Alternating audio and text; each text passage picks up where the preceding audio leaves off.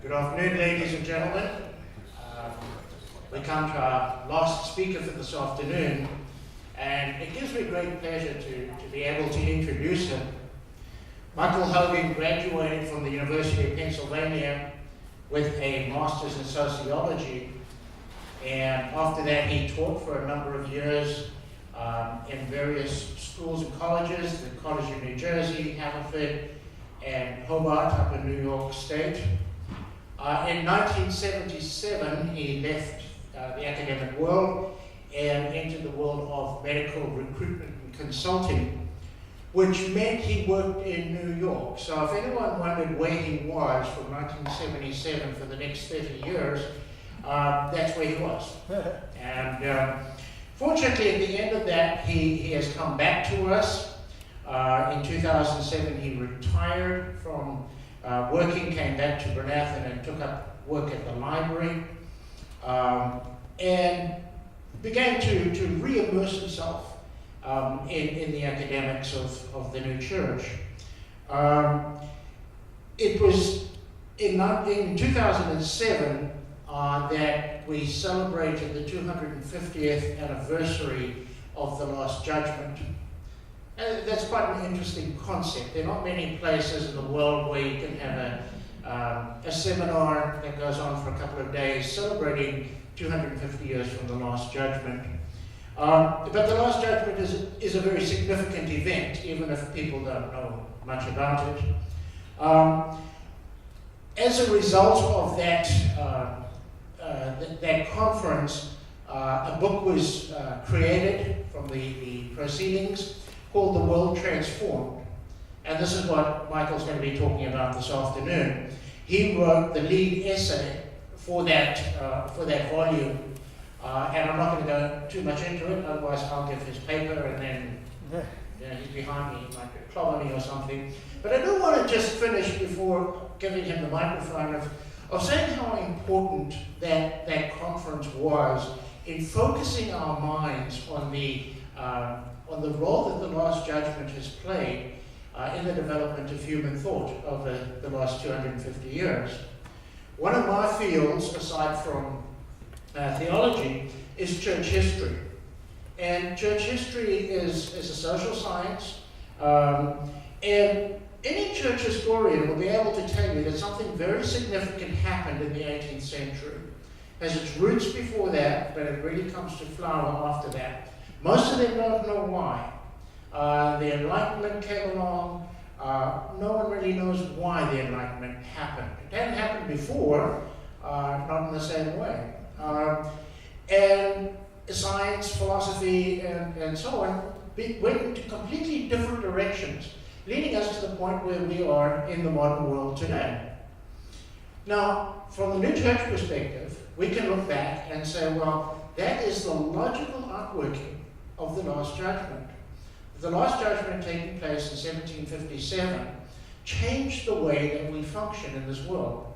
And the heavenly doctrines tell us that in the wake of the Last Judgment, people will come into a new state of freedom, a freedom of thought that they just never experienced before. And so what we're seeing in the world around us is the development of that freedom of thought. So thinking of Dan's paper just prior to this one, the battles around science and scientism really is simply symptomatic of that freedom of thought that has come to us as a result of the Last Judgment. So I think Michael's paper has tremendous importance for us as we look at the modern world and its roots in that Last Judgment. So it gives me great pleasure to introduce to you this afternoon, Michael Hogan.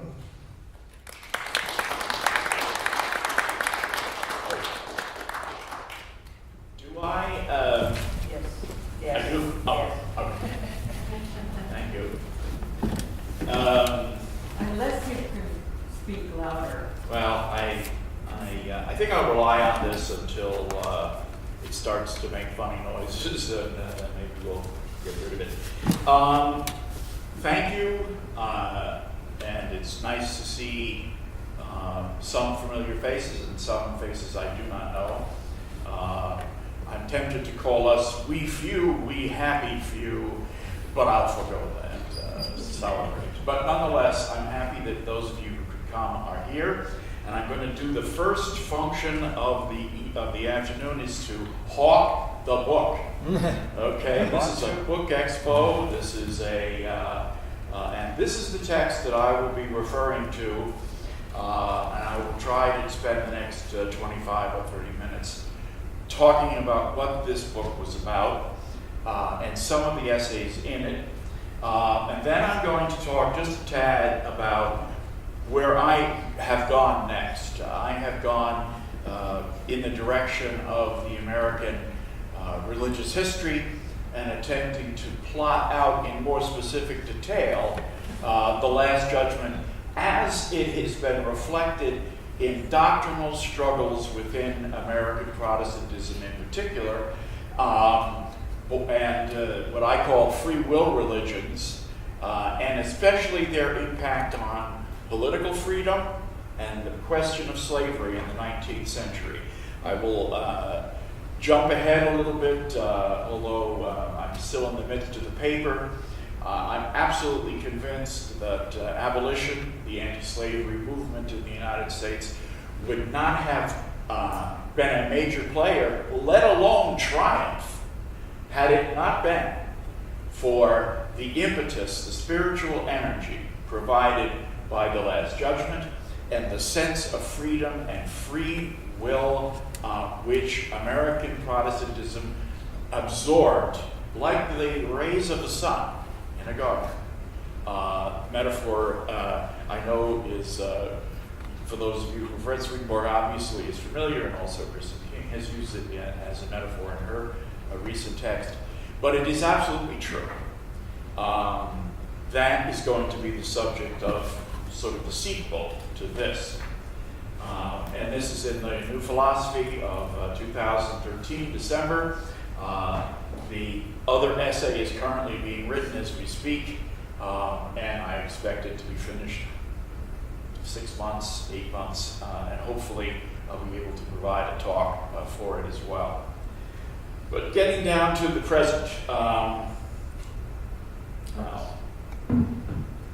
how's that? Am I still audible? Yeah, okay. So here we go. This book is an extended experiment. And I will, and I think it worked out well for us, but then again, I am biased. So I will explain what this experiment was about, but I will first retreat from New Church and Swedenborgian type things to talk about the intellectual context that I personally came to this book with, and that I think is current within the social sciences. I was not born and raised in the church. I was not born and raised in Bernathen. I came to it late in life, in part because of my courtship and ultimate marriage to Jane Williams Hogan. But in my initial days, I was a sociologist historian with an interest in economics and a smattering of other things. And in sociology in the 70s, and in fact today even, the preoccupation of the social sciences was the transition, the great change. And what was that great change? That great change had to do with medieval to modern society.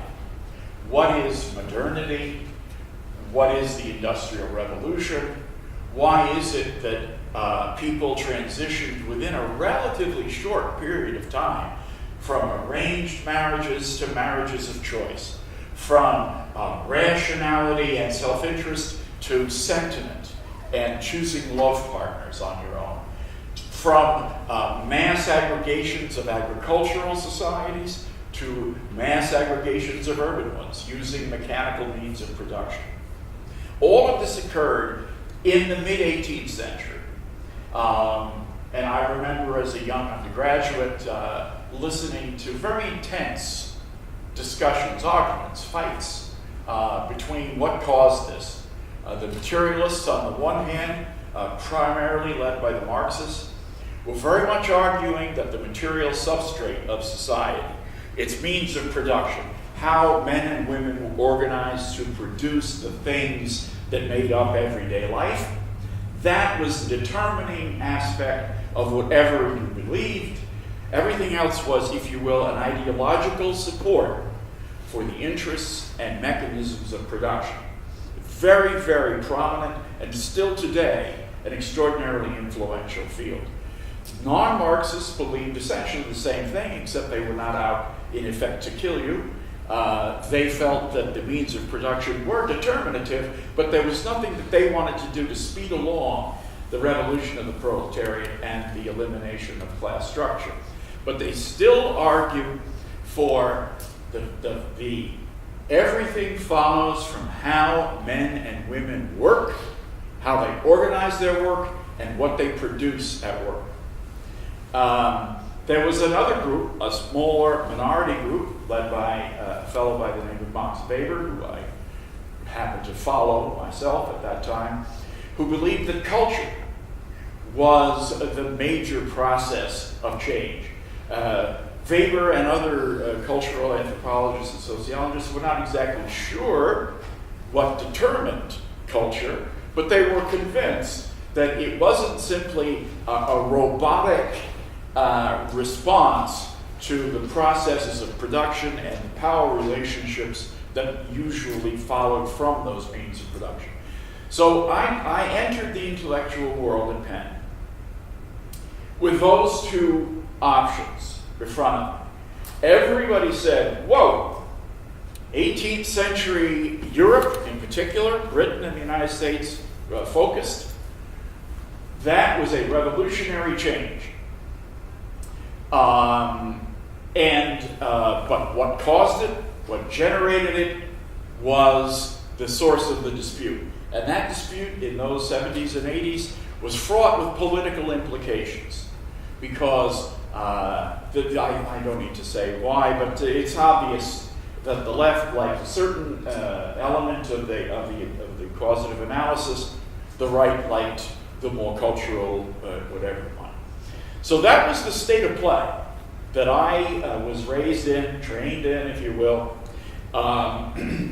And before I ever read Swedenborg or thought almost in the slightest of spiritual things.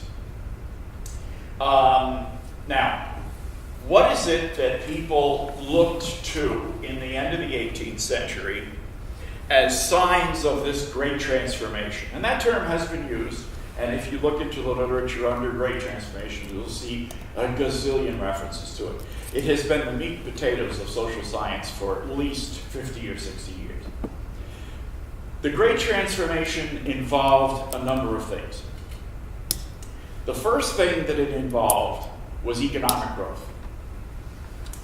In the 1780s, Britain, first and foremost, achieved what has been subsequently called an economic breakthrough. It achieved sustained economic growth powered by industrialization, primarily in the north, Birmingham, in Lancashire in general, that area, and also its foreign trade, centered in London. And these centers of economic power were the engines. Usually the production of coal and iron and things from the north, the financial power of London and its investments and colonial relationships provided the other leg, if you will, to walk on. Let me give you an idea, statistically, what we're talking about as far as change. Angus Madison, who is he's no longer with us, unfortunately, is a Danish demographer, worked for the UN and so forth, is the principal economic historian of long-term trends in the world. And his data, which I used in the article or in the book, was very interesting. Between the Lord's death or birth, say the year 0, and 1500, that's 1500 years, the gross domestic product per capita in the world was $450. That's China, India, the Roman Empire, Africa, $450 per capita for 1,500 years. And the change was, the slope was zero, as they say. In 1500 and between 15 and 1700, there was a slight blip, gets up to around 700, primarily in the vigorously colonial and exploitative Spanish, Portuguese empires, bullion and the suppression of Native Americans and so forth, which in effect began to lead a flow of bullion from the New World to Europe. The French and the British were a little bit late into the power grab, but nonetheless jumped in with a vengeance when they saw what was up. And they, as a whole, were now talking around 650 per capita. The rest of the world staying right around 450. So, just to give you an example, in the year 2000, the what the economists call the First World and its, or the British Empire, the British world and its Western offshoots, including the United States, New Zealand, and Australia, and so forth, have a per capita gross income of $28,000. Just on the basis of that number, you have to assume something happened between the middle of the 18th century, when even in these favored few areas, the per capita income was around 700 or 750, to 28,000 per capita. And that's with a population 5 to 10 times higher. The per capita being 10 times, in other words, the base is 10 times larger than it was when the income was 25 or 50 times less. This is an order of magnitude of wealth that has never occurred in human history before, may or may not occur again, but has never occurred in human history before. The British were the first to reach what is called sustained economic growth in the 1780s. Sustained economic growth for economists means 1% gross domestic product increase per year. Prior to that, there was no economic growth. And the demographic balance of life and death was relatively around 28 years at birth. Maybe a little more for certain people who were had better diets and so forth and so on, but it was kind of the luck of the draw.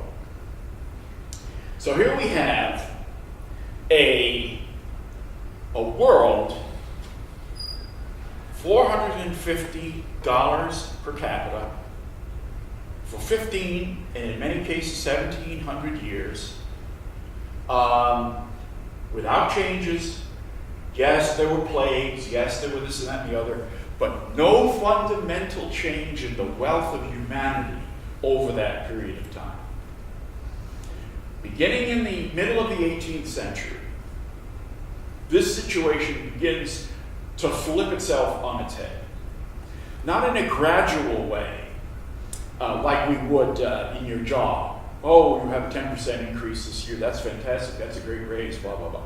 This is the kind of growth that happens almost miraculously. All right?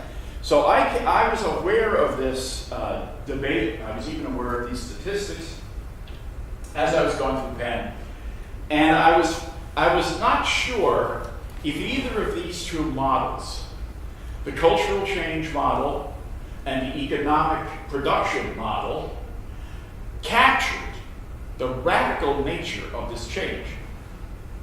Especially when you consider the following. I'm going to read some stuff from Paul Johnson, who is an interesting historian, and I'll just read it from his book, The Birth of the Modern. And let us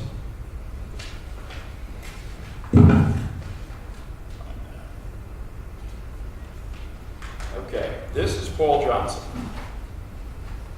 He talks talks briefly about some political changes in the earlier part of his text, but this is the point I'm interested in getting.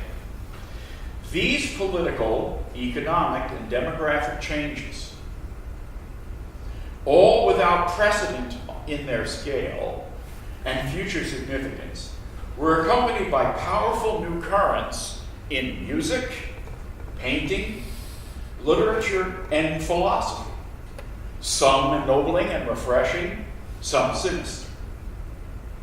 And we all know many of those trends. This book, the one he's writing, attempts to show how deeply painters, musicians, writers were involved in the great events of these years. I have tried throughout not to compartmentalize politics, economics, science and engineering, and the arts, but to present them as they literally were, closely enmeshed, reacting one upon the other, parts of the seamless garment of which were transforming it. The seamless garment that was transforming the society in the 18th century. That stuck in my mind. If not that quote, then the sentiment behind it. When I was recruiting for this book back in the day, I had an article a paper that I'd written. I had a grant from the Cole Foundation, and I wrote it about what is the nature of the Last Judgment. And I finished it, and it seemed satisfactory to me. It was a little clunky. I'm not a great writer, but nonetheless, I think it was followable. And I got the permission of the dean, and I went to the different faculty members and said, look, we've got this universal event occurring around 1750, 1760, 1770, which has ramifications all over the map, culturally and economically. Can I ask you for your expertise of how this impacts your discipline? Unfortunately, virtually all of the artists, musicians, writers, painters that I asked were either in the midst of projects or finishing dissertation defenses down at Temple, or in some other reason totally preoccupied and could not produce a paper for this volume. I regard that failure on my part as the principal weakness in this text. And I hope at some point in the future, those who are involved in the arts will in fact take it as a challenge for themselves to take a look at the novel, the poem, the musical piece, or whatever it may be, the pictures, my goodness, the painting of the late 18th and into the 19th century, as it could have been impacted by the values of the Last Judgment or by Swedenborgian artists themselves. I leave that out as a challenge. I was not able to summon the recruitment skills, if you will, to bring a number of folks in to address that issue, but I certainly think it is something we need to talk about as a community and as a group of scholars in the church. We're told in the writings that the changes that occurred in the Last Judgment affected the concept of innocence, the notion of creativity, the idea of beauty, and yet in our text, I was able to unfortunately not tap at a high level the intellectual traditions that would have shed light on that process. I cry out to you, for those who have an interest in this, to talk about the novel, the place of sentiment in the late 18th century and early 19th century novel, the emergence of internality, the sudden on-the-page ruminations of the characters themselves, their internal thoughts, their concepts of justice, their concepts of each other, the relationship issues, and contrast those to those of the 16th, 17th, and early 18th century novels that people were reading at that day. Music. The difference between Mozart and Beethoven is so astounding to me, and yet so unanalyzed. that it astounds me that we, as a community, have not looked at that change in terms of musicology, the sense of rhythm, the sense of melody, let alone taking it into the 19th century, where we're talking about the Romantics themselves, and so forth and so on. The stage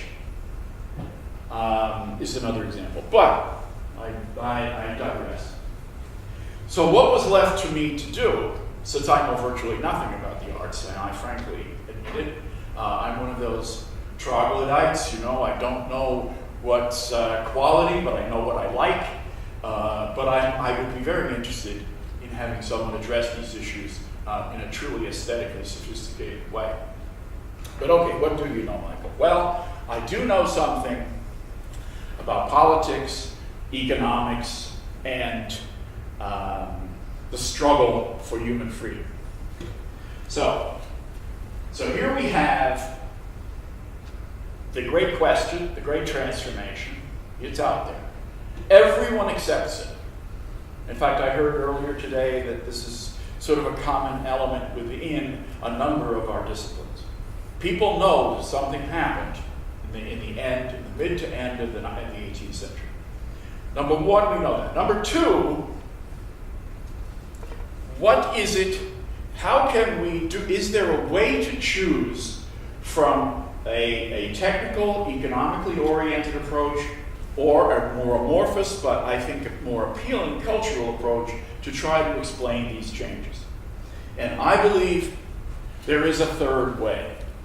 And that's when I first began to read what it was that the Last Judgment was about, and to put it in the context of what it is that Swedenborg believes the nature of the spiritual world is about. I'm going to take 2 seconds and have a little drink of water.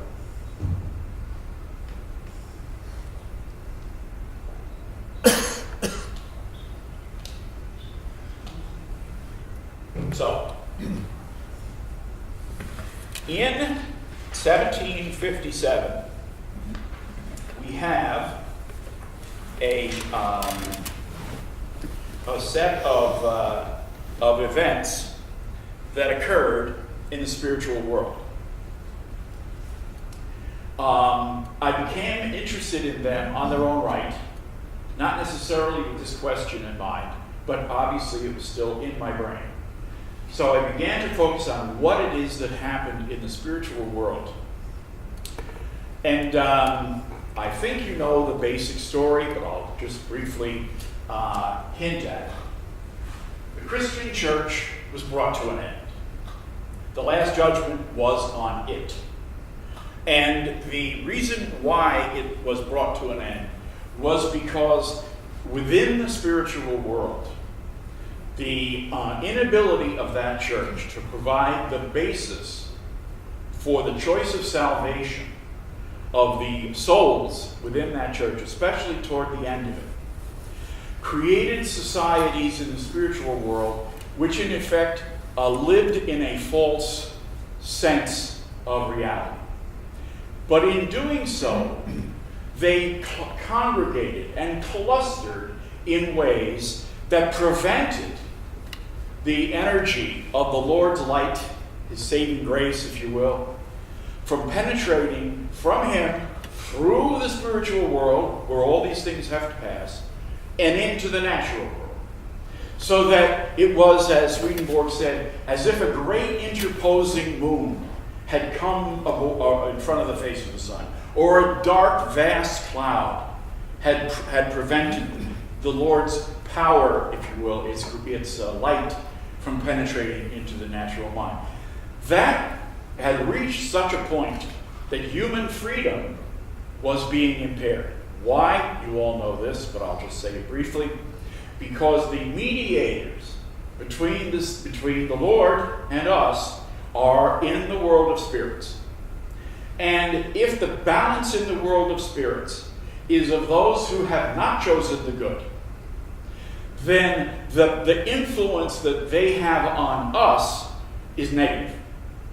If they outnumber so dramatically those who are attempting to, in good faith, transform us into people who are worthy of heaven, then our freedom to choose is sincerely, severely diminished. We don't have the information, we don't have the affect, and we don't have the love that these spirits, if they were in our best interest, would share with us. When the Lord observed that this blockage was in effect interfering with the spiritual freedom of the living on earth, he acted to change it and brought the Christian church to an end. The details of which are available in the various testimonies of Last Judgment, continuation of the Last Judgment. It was a tumultuous scene. It took the better part of a year. There was a visitation. People were so clean up your act, get it together. This whole thing is going to come to an end. Some did, some didn't. But on the date appointed, the Last Judgment occurred. Huge societies were taken from here to there. Some who had chosen hell were brought to it. Those who were in need of instruction but who had not chosen one or the other were then instructed. The Lord reduced to order the chaos that had existed in the spiritual world of the Christian world at that time. Miraculously, the energy that flowed out from the Lord, now that his face, if you will, was no longer obscured, entered through the world of spirits into the natural world. That metaphor and that reality, and I take it not as a metaphor, but as a reality, brought liveliness, energy, and a deeper sense of spirituality to the men and women of earth. Not simply in the ways of the Spirit. The writing speaks specifically of the fact that this enlivened our spiritual consciousness and energy. In actual fact, it did two things. It enlivened our spiritual lives, but also rationality is fungible, if you will. It doesn't just stop discussing and analyzing the spiritual life. It spills over into all aspects of human life. Hey, what do you know? Slavery's existed for 5,000 years. Boy, everyone takes it for granted, but is it good? Well, we've had small children climbing up the chimneys from the last 500 years. They're seemingly dying in great numbers. Is that good? So that along with the judgment of spiritual things, the values of innocence, spiritual truth, love to the neighbor, began also to plant themselves in the seeds in this garden. Without that having taken place, we are seriously talking about the world remaining void, almost like it was in the first days of creation. Without the Lord's presence, it is a barren waste that grants us from a moral point of view. Now, the impact of this, to me, required a logical test. And that's what I meant by saying this book is an experiment. If modernity, understood in its multifaceted reality, is a product of a single set of material events, production, wealth from the Indies, the Enlightenment, that great catch-all term used by our secular friends. If those were the things that created this modern world, we would expect, in true experimental fashion, us to drop a drop of water, into a pond and see its emanations go. Or if we were to have a series of dominoes up and we were to go tap, it would go da-da-da-da-da-da-da-da. The events that would follow from this would in effect be in some concrete way after it and somehow or other directly connected to it. So we would begin to see that people living in Lancaster would on their own begin to adopt certain cultural and other manifestations of the modern society. So what I attempted to do, and what I asked the people to do when they addressed this, when you identify the changes that you see happening around you in the 18th and early 19th century, tell me how they started, where they started, and see if you can tell me the basic sequence of when they started. And I will read and summarize some of this material very briefly. And I indicated that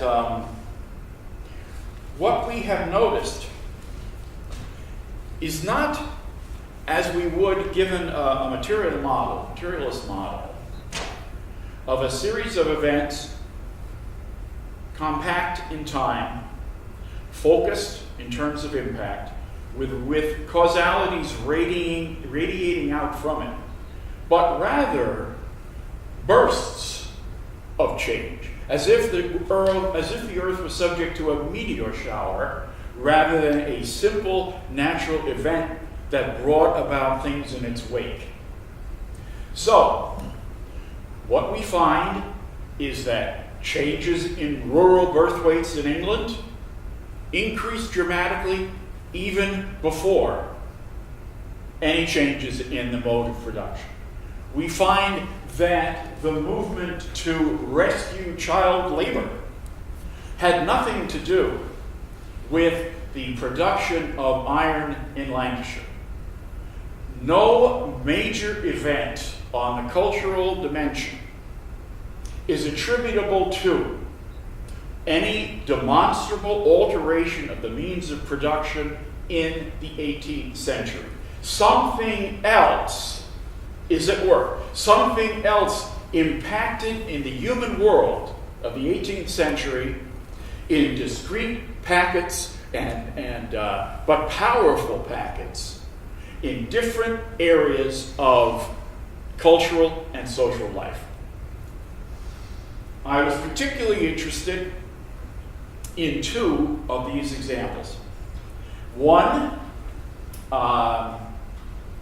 is by Jane Williams Hogan, whom I just met recently, and I've been impressed with a lot of her thought, having to do with innocence, that key essential of the Lord's life.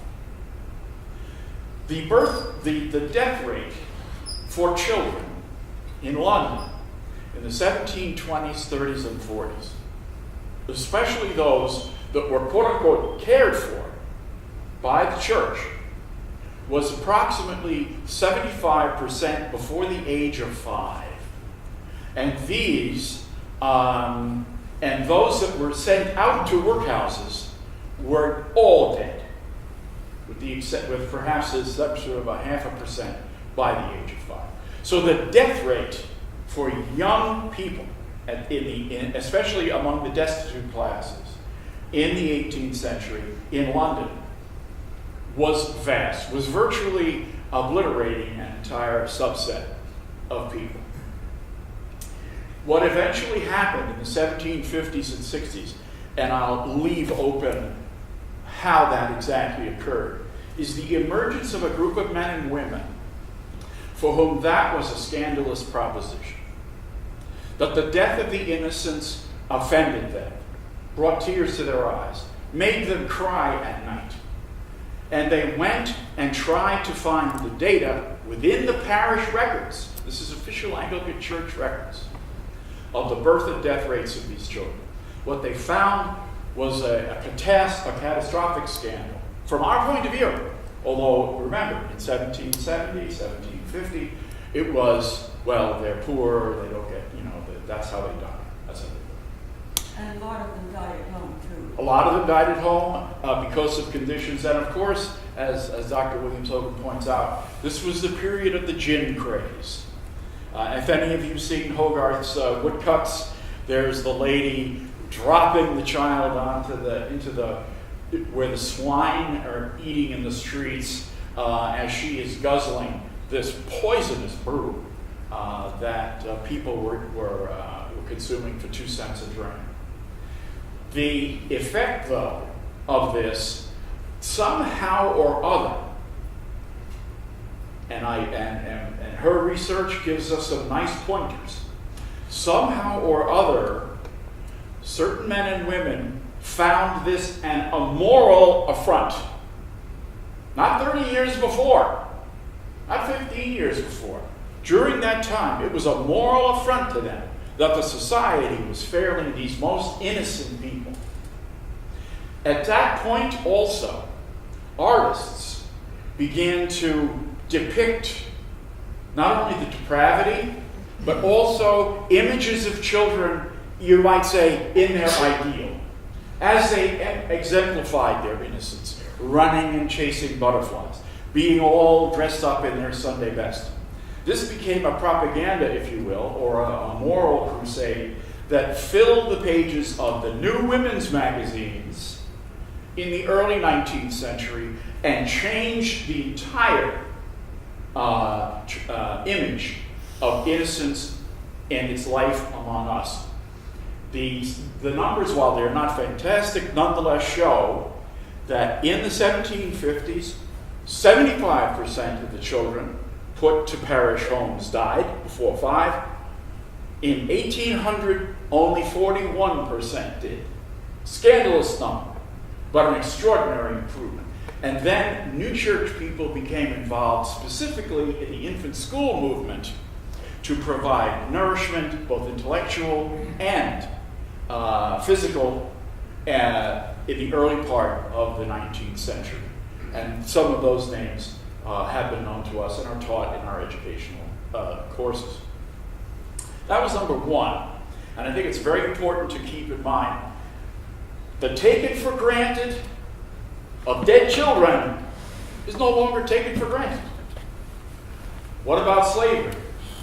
Here we have a direct new church connection, which it seems to me ought to be made more of. As a matter of fact, there will be a conference. Could you just maybe tell? In London, the 2nd to the 4th of June, there's a conference on Karl Bernhard Wadstrom, who was instrumental in the anti-slavery movement and a baptized new churchman who actually saw and wrote about the issues of slavery in that day. Nordstrom and his... Wadstrom. Wadstrom and Nordenskjold, is an associate of his, were instrumental in popularizing, if you will, in letting people know of the slave trade.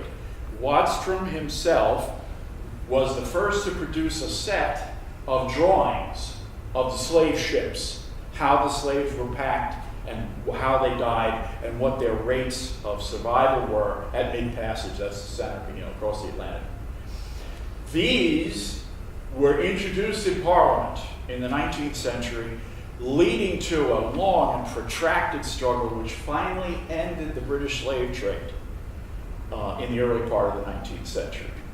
And the reason why Wadstrom got involved, he read in the writings that the Africans have a celestial genius and that their freedom, should it be unimpaired or unencumbered, would help lead mankind into a higher level of spiritual consciousness.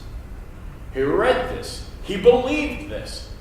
And 5,000 years of slavery, going back to the Sumerians, Babylonians, and whoever else, was then suddenly called into question. At this point in America, certain of the Quakers were getting involved with the issue of whether they would permit some of their members to join their meeting if they owned slaves. That was as far, basically, as things had gone. But in the Sweden, of all places, off the main stream, if you will, of the slave trade and European economic development, were men who had seen this event, made a moral judgment about it, organized an anti-slavery society and a colonization society that is to seek to bring free blacks back to Africa with the tools to become proficient, and put that into effect and joined the anti-slavery forces with real evidence, real energy, and gradually that movement grew. And my paper, which is not yet completed, is involved with that in the United States, the anti-slavery movement, and the impact of free will religion and the new church in it. I'm going to end shortly, but I do want to make a couple of concluding remarks. So that's the middle way. Taking the Last Judgment seriously, following its implications in a sophisticated way, hopefully more sophisticated than I have been able to do, but to take the impact of spiritual freedom, the elimination of false heavens, and the elimination of obstruction from the Lord's life through the world of spirits into human life, where it is intellectually permitted to enter into the mysteries of faith and the mysteries of natural life. That liberation, spiritually and intellectually, of the human mind, especially in those areas that had been within the Christian worldview, which had been, in fact, the church that had the judgment brought to bear on it, those results produced in 100 different areas of cultural life, virtually simultaneously, a set of liberating experiences which burst forth and is the fundamental reason for the intense, immensely productive increase in human productivity at the end of the 18th century. And I'll just conclude by what it is that this is me speaking, I'm quoting from me, at the end of my paper in the Last Judgment, The World Transformed. In contrast to the materialist explanation of historical change, my hypothesis suggests that in the West, congenial cultural changes were not caused by these economic changes, that they occurred at the same time. These cultural changes seem to me to be disparate manifestations of spiritual freedom applied to various social relationships and organizations. They tended to weaken the hold of traditional society, aristocracies, medieval guilds, and so forth and so on. They tended to weaken the hold of traditional society. I propose that all of these changes then entered into a synergistic relationship within the same cultural milieu and produced modernity. So a woman says, I no longer wish to marry the man father whom you that you wanted me to marry. I say she made that decision independent of the fact that there was an iron foundry job in Lancaster that she could have easily gotten tomorrow. I say she made that decision separately, based on her own sense of spiritual integrity and in freedom. But those things taken together did free her up to take that job or to do whatever else she could do to add to the productive labor of society.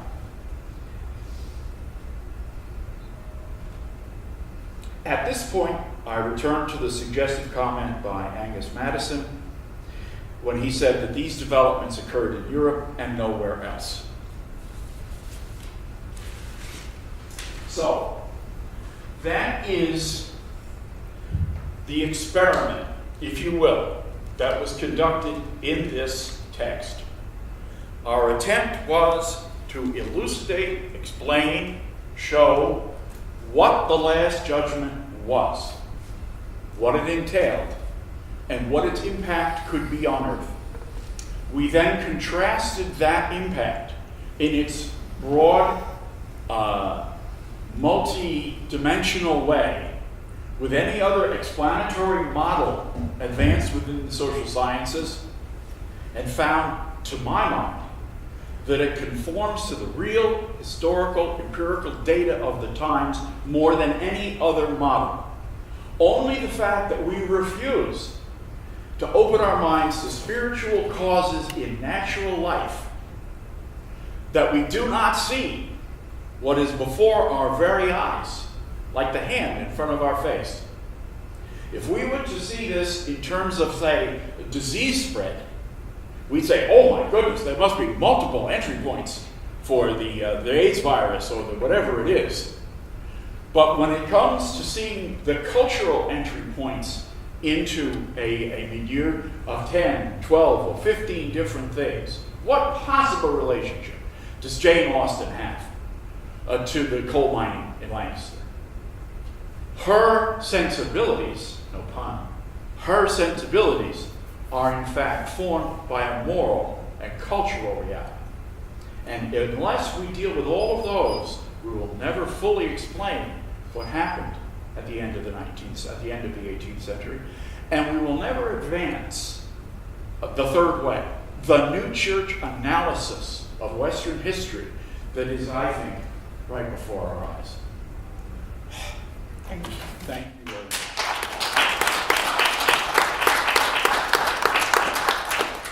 Are there questions? Okey-doke. Well, thank you. Thank you for your attention. And remember, buy this book. Only $25 at your local store out there. And I will hopefully be asked in the future to provide a separate lecture on the American application of this within the development of free will religions. That is to say, those religions which put the partnership for salvation in your hands, not in the Calvinist structure of predestination. That was one of the most liberating events that could ever have happened in American history, and we're living its results. Yes? I'm curious, when did the Swedenborg Church associate Last Judgment with the Enlightenment? When I read it, I automatically said this must be the reason for the Enlightenment, the American Revolution, but at what point did the Swedenborg Church say, hey, wait, there's a connection here? 1784 is the first time that theological writings of Swedenborg came to the United States. They were brought by a fellow from Glenn, from the Eastcheap Society, at the bidding of Hindmarsh. He had a chest full of things, and more on the way. And when he came in 1784, he contacted Franklin and a number of other printers and said, I'd like to give a talk on this. They recommended 2 coffee houses, and at those he had an audience of 8, and then I think he had an audience of 10, distributed some of the writings, and then went himself to his plantation down in, not Suriname, British Guyana, and left to them whatever they were going to do with the writings. Another packet of books came from Hindmarsh a few months later, and that was the actual beginning. These readers met.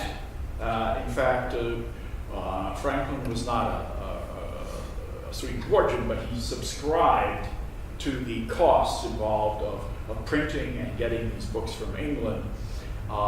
Bailey, one of his partners, became a new church. And basically many of the men, well, there were only about 15 of them, but 2 or 3 of them did have a great contribution to make in the church in Western Pennsylvania. So the new church, as a conscious entity, enters the United States immediately after the Revolutionary War, and is part of the great post-Revolutionary War religious revivals that then set the stage for the anti-slavery struggle. But that is an answer to your question. Before that, I understand that there were certain hints that maybe Lord Fairfax had some of the scientific works, that George Washington himself may have even, who knows, hoisted them around while he was dusting or something. But the fact of the matter is we know nothing prior to 1784 of any theological work of Swedenborg. Well, my question is, when did someone make the association with the Enlightenment? At that time, still the Enlightenment was in progress. That's an interesting question. I would say the Enlightenment was not on their mind. The first new church people who took it seriously and rode with it, and I mean literally to the backcountry, were Methodists, converted Methodists who had been circuit riders, and who read the writings and said, this is the real truth behind Wesley's rejection of faith alone. Wesley rejected faith alone and became a free will person. The Methodist circuit riders, several of them, Hargrove in particular and 2 or 3 others, read the writings, and Hargrove went to his wife and said, you know, my dear, we're poor people. He was an immigrant from Ireland, was a Methodist. He was working as a cloth person, and he said to her, I've been a circuit rider and a Methodist preacher now for 7 years. It's the only income we have outside of what piecework I can get. I can't do it anymore. I think the writings are the word. She said, your heart and your mind will lead you. And he became the first bishop, actually, of the church. I'm writing a piece on him in this, because I feel there are certain what I call evangelical new church preachers in the early 19th century who get sort of drowned out by our preoccupation with the Transcendentalists and the Boston Circle and Emerson and yada, yada, yada. And did I mention Emerson? Anyway, all those folks. But there were real preachers out in the hustings. And they took it to the people on the stump and attempted to talk to these Methodists and Baptists, many of them completely unlettered, about the good news from heaven, as Chapman would have called it. And Hargrove was one of them. And I think we ought to remember their names a bit more. Anyway, is that answering your question somewhat? Oh, no. Okay, good. Yeah, well, because I reached that conclusion myself when I first became a Swedenborg. This is the first I heard of the book that says, yes, there's probably an association between the last and Enlightenment. I would say that the people who saw Swedenborg as the culmination or fulfillment of the Enlightenment were not the men I'm talking about. The men I'm talking about were concerned with your soul, not the intellectual issues of 18th century France. The people who were concerned with that were the Harvard graduates in the 1820s who tried to link Swedenborg with what they considered the progressive strands of Enlightenment thinking, minus the deism or atheism of them. And that's where you find some very intelligent conversations about French philosophy in the American context. The American people I'm talking about were definitely from sort of the more ordinary classes, and their concern was salvation. Don't tell me you're unable to be saved. Don't tell me you've been your name has been inscribed in the book from the beginning of time. Don't tell me Jesus is taking you as a ransom. Don't tell me that. You are free. You are spiritually free. You can choose to put yourself in the way of grace. And that grace, if you cooperate, will help you be saved. Don't tell me about your inability. Don't tell me about your condemnation. You can be saved. If you will it now. That's camp meeting talk. And that's what our guys were doing in the early part of the 19th century. Only later on did they buy into certain European aspects of philosophy and so forth. But in these days, they would talk to Americans as Americans.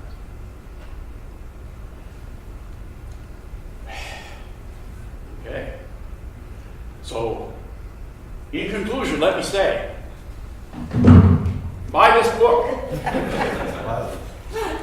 Okay, thank you so much. Oh, I'm sorry. I was very inspired by that conference on the World Transformed. What year did you say it was? We did the 2007, 2007. and then we ran into the Great Recession, and it took us 4 years to get the pennies and nickels and dimes Right. to put this book out. So when I bought the book, I bought 3 or 4 copies. I had promised a couple of other people who couldn't go to the conference, I'd get them one because it was so inspiring. But I haven't really read it all yet, so I can't. You're the only person in this room who's not read it all. I just want to say, you've all read it, correct? Everywhere? Okay, you're not reading it. But, and I guess pick and choose. I mean, there are certain, like Sony has an interesting essay on women. You may be into it, you may be not. Somebody else, Forrest Rissy, has an interesting discussion of what he calls the liberation of mathematics at post-last judgment. You may be into that, you may not. Anyway, there's a whole array of things in there. But remember the point. The whole point of the exercise was to demonstrate that a more parsimonious, a more powerful explanation of this multifaceted event called the Great Transformation is available to us if we step back and see the spiritual causes of human action. It is not going to be available to us if we just see the technical aspects of economic development and expect everything to follow from them. It will not be so, and you'll be laboring in ignorance the longer you try to do that. Alrighty, thank you. Thank you.